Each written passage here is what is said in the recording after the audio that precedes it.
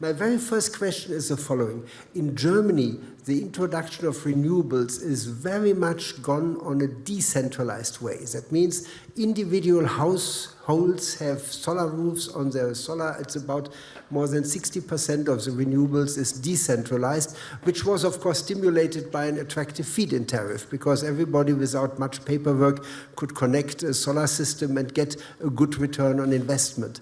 Now in Germany, the new opportunity arises that if you don't want to use the feed-in tariff, because the feed-in tariff right now is between 10 and 12 cents per kilowatt hour, when the household electricity rate is up at 26, 28, 29 cents per kilowatt hour, it makes much more sense to optimize the own consumption of solar electricity.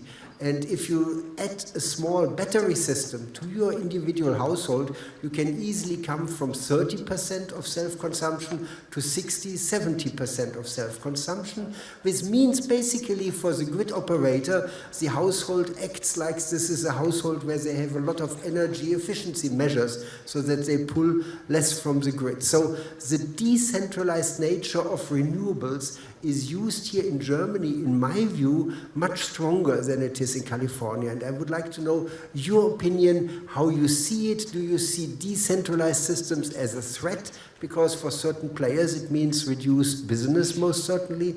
Or do you think the decentralization is as well an opportunity because it relieves pressure on the grid? For instance, if one makes sure that not all households charge their battery systems right in the morning at the same time, so that at the peak availability of solar power, nobody needs to charge the battery systems. If one can shift this charging as well, this is as well for the grid beneficial. So maybe we start on this side, and I would like to hear your opinion, decentralized versus centralized power supply.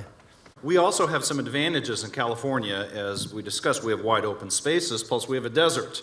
And it's a beautiful place to put large-scale 600, 700 megawatt renewable, solar renewable development. So in California, we need to seize that.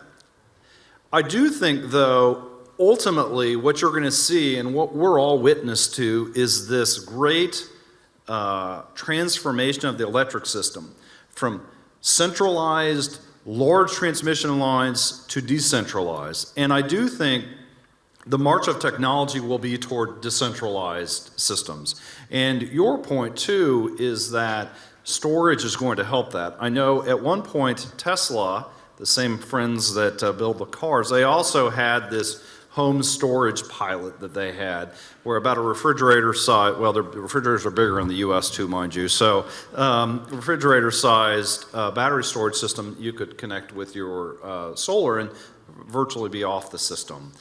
I do think that's a technology that's evolving, and I think it's important for all of us to make sure, and everyone else here, that we don't stand in the way of the technology, that we have policies that facilitate the continued development. So for us, I think it's going to be a mix of centralized and decentralized, trending eventually toward decentralized. Fantastic. David? So I think the answer is we're committed to both. I talked earlier about the large-scale projects. There's enormous momentum with decentralized, particularly solar installations. We have about 200,000 rooftop PV systems in the state of California today. As an example, it took 30 years to get to 1 gigawatt, and then last year we doubled that in 1 year, right? That's what's happening. In addition to that, the Energy Commission operates a new solar homes incentive program. So we're going to build about 85,000 new homes in the state of California this year.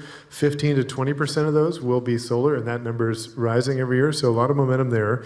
I think there's actually a sort of third category, though, choice, sort of a middle ground between rooftop and large-scale, desert renewable projects, and that's the sort of 3 to 20 megawatt range installation that you can do, right adjacent to substations and power lines, and we're seeing more and more of that as well. The benefit of that is that you're getting the sort of economies of scale of a larger project, but you don't have to necessarily build new transmission to get to it.